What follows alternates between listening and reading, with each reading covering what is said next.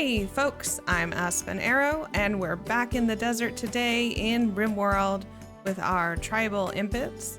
You're gonna notice a few things like the learning helper popping up and a few extra cuts as I did uninstall the game, reinstall the game, and cleared out a bunch of files to try and get the music fixed. I thought I got it fixed, and unfortunately, as we go into, I think, the second raid of the game, you're gonna hear that it still is not fixed. I am at a bit of a loss as to what to do.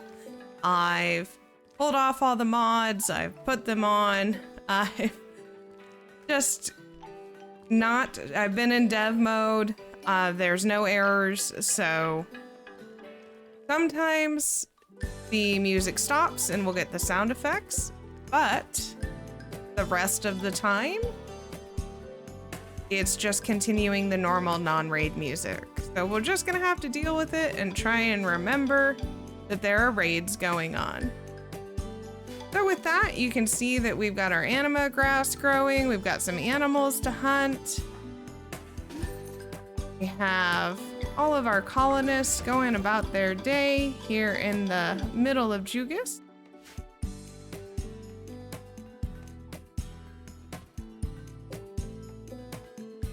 Got Cuz making some art, and we're gonna try and make some more tribal wear so that Dani doesn't get heat stroke.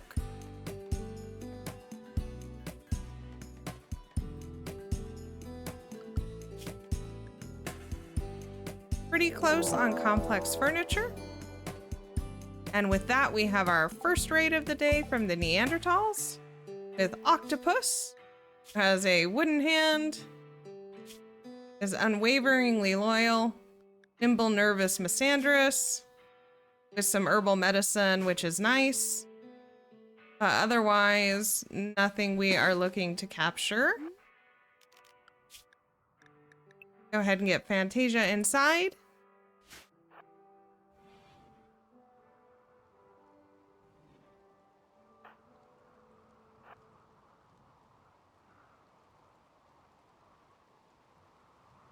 As you can hear, our music isn't changing.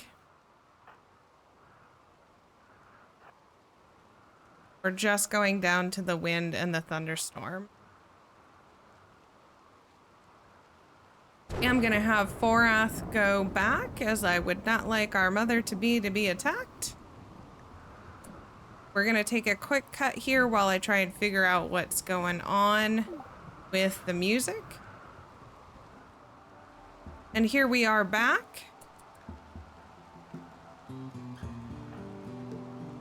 Still no music fix, but I think I've just accepted it is what it is.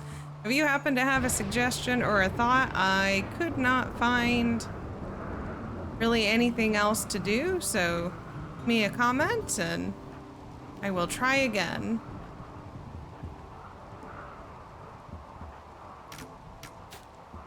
So with that, let's take on Octopus.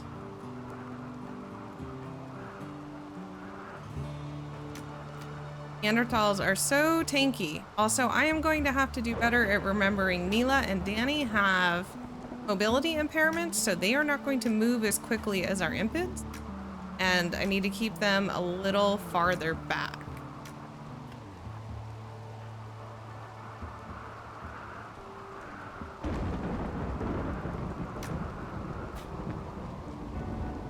Shooting in the rain, I'm surprised we've hit as many times as we have, and boy, are Neanderthals tanky.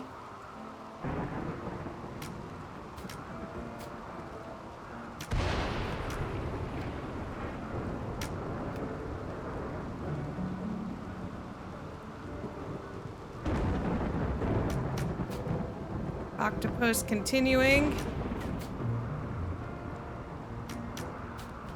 And there we go, battle won, and we get some herbal medicine out of it.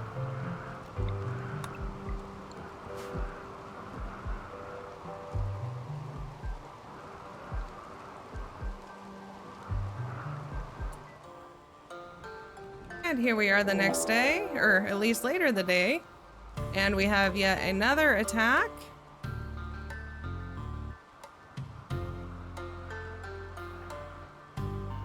Grab everyone again, and you can see that Sezin was down at the bottom of the map. Not actually sure why Sezin was down there. I think maybe trying to hunt the donkeys or iguanas that are down there.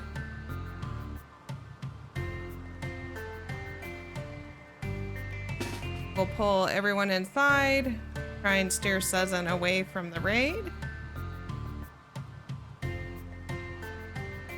If you're anything like me, you can never remember if they're going to wait or attack immediately, and then I forgot where the messages button was, so clicked every button but the one I needed. There we go. They are going to prepare a while, so that hopefully has time to get Sezin home.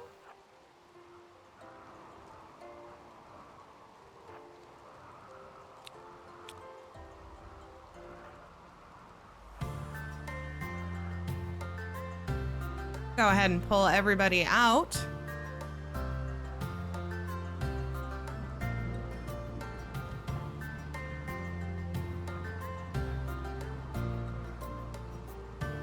And prepare to fight Monkey.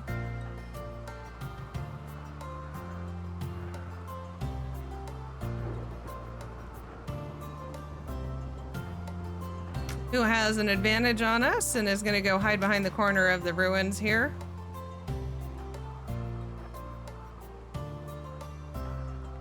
What ensues in this fight is fairly comical. This is the longest 6v1 fight in all RimWorld history.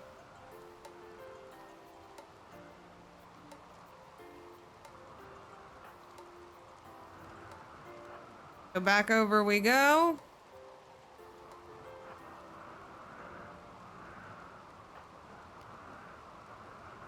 Fire Spew, not an option, has a pretty short range, and again, Monkey's just gonna come hide in this little corner of the ruins. I promise, I figure it out eventually. Just maybe takes longer than it should have. We're gonna try coming around the other side. Get a few shots in, but the rain is not helping our accuracy, and we still just have short bows. And no hits again.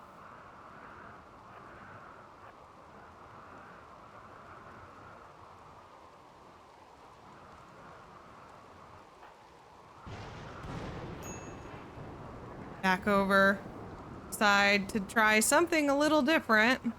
Maybe away from cover. See how that goes for us. Can see that Mila and Dani are quite a bit slower than our impids, so we really just need to be more cautious. Finally get a hit in. Monkey heading for those rocks. And gets cover again. So decided to send the melees round to the side. We're gonna flank.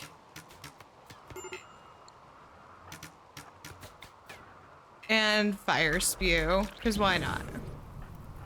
Pretty sure we could have just walked away and let Monkey bleed out, but too late, and Monkey gets a pretty good hit, almost taking out Haz's right lung.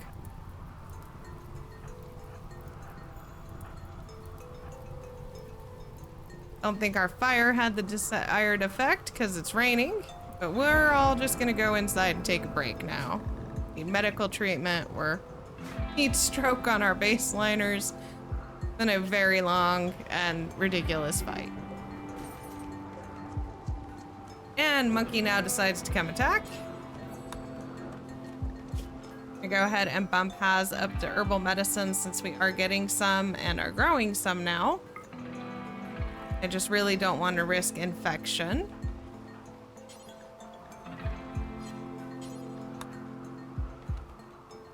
Try and clean up the room as best we can. The Monkey's got about 4 hours left.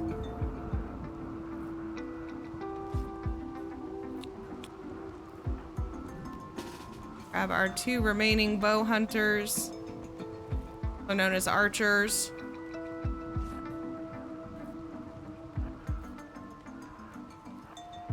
Come around to try and in the fight for good. Got a nice headshot.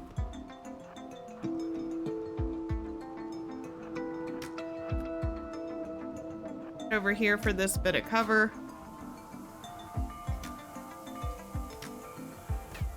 And monkey is done. Get a bunch of drugs and some more medicine. Of course, we can't use any of the substances. And then we'll take a look at the quest we got, which was to rescue Oscar, who we saw, I think, in the second episode. And Oscar was incapable of violence, so I'm not terribly inclined to go get him. Continue on, and we get a quest for a thirsty prisoner. Baron of the Empire has been caught in bed with the wrong person and wants us to imprison Valkyrie until the scandal blows over. It's an 8-day imprisonment. You can see we can get honor, a masterwork, recurve bow, and some silver or some goodwill. I did decide to pick up the recurve bow since we still can't craft them and we have very little wood to even try and practice and get somebody up to high enough crafting. So since we aren't using our ritual room, just make that the prison for now. And Valkyrie arrives.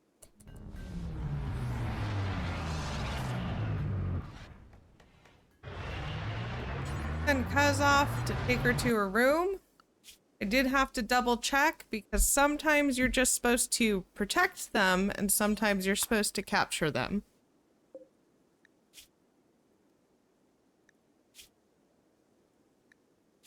Valkyrie does have a natural meditation background, also really good plants and a double passion for crafting, so briefly thought about keeping her, but ultimately decided no more baseliners, we really need impids.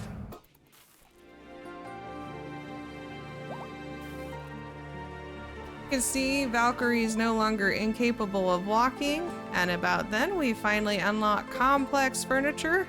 I'm very excited about it. So we can start making beds eventually. And for our next research project, we are going to pick up complex clothing so that we can start getting dusters and cowboy hats. Not maybe as important right now for our impids, but our baseliners still are just struggling with heat stroke. And we are going to toss down one bed in our research hospital for the eventual birth of Forath's child, who is now putting some light around the base with solar pinhole.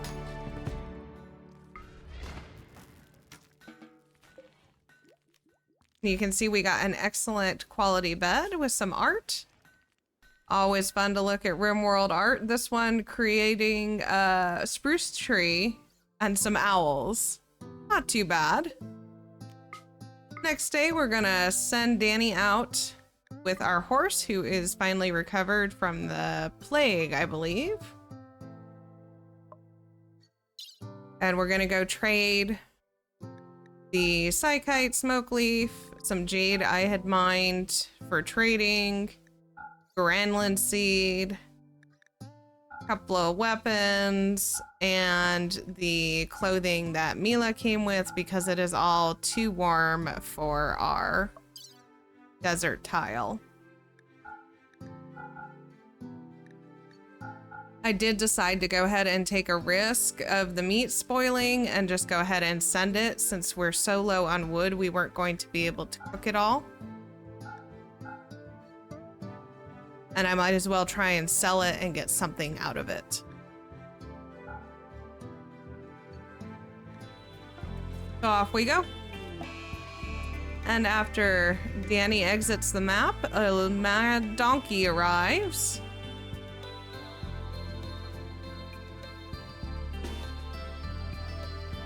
So an active day, although still pretty small. I think that's in part because we are still on Strive to Survive. I need to bump up the difficulty as the One-person raids are a little small at this point. And we wing the donkey as he runs over to the potatoes for some reason, and then just sort of glitches out for a second. Really angry at that potato. Oh, he wanted to eat it. I'm just now noticing he actually ran over, ate a potato, and then chased the colonists. Comes to hand-to-hand combat. Novo takes a little damage. Just a bruise, so nothing too bad.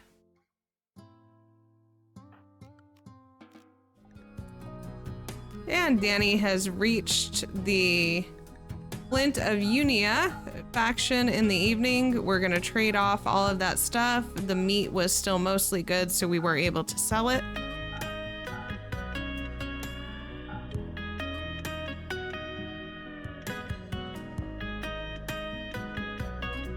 You can see we have a few options. I did seriously consider the assault rifle and auto pistol, but decided just to go with some medicine, the Burdenside trainer, and 250 wood, as I felt like getting an assault rifle already and a pistol would just sort of speed through the tribal phase too fast, and I didn't want to do that. Send Dani home. And with that, we have the anima linking ceremony ready at home. Can see that our folks are eating raw food. Did go ahead and allow them to fill the stove again since we've purchased more. And we have an exotic goods trader visiting who didn't really have much, so we don't do any trading.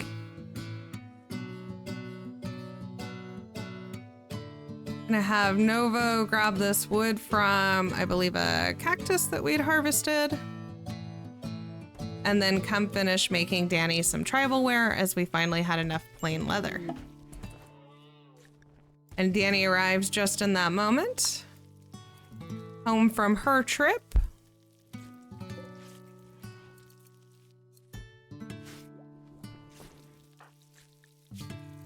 You can see that Mila has gotten food poisoning again, so is moving quite slowly around the barracks. Also with the wood, did decide to go ahead and refill the passive cooler. You can see our prisoner is also starting to get heat stroke.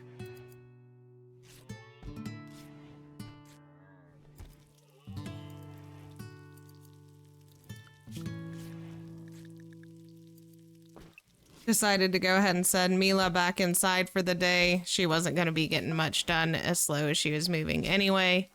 Novo takes the new tribal wear. And Dani finally gets home, dropping off wood. And we make her wear the cloth tribal wear, getting her temperature up to 97, which is better than we were. Go ahead and disallow these cloth clothes so that nobody tries to put them on.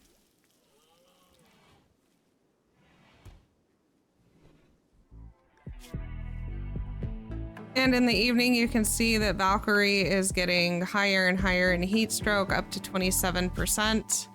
We have to keep her for almost 6 more days. So as much as I don't want to spend the wood, I do want the Masterwork recurve bow. So we're gonna go ahead and give her a passive cooler. And at that moment, I noticed something very exciting that Haz was over planting by our cacti.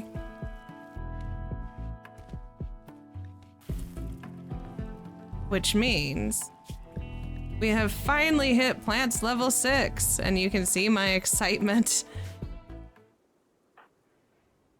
In the morning, we have Forath go ahead and get another Psylink level.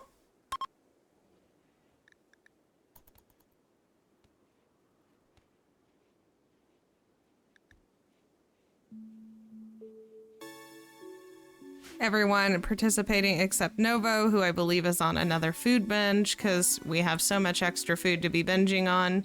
Go ahead and hunt that iguana while I see it.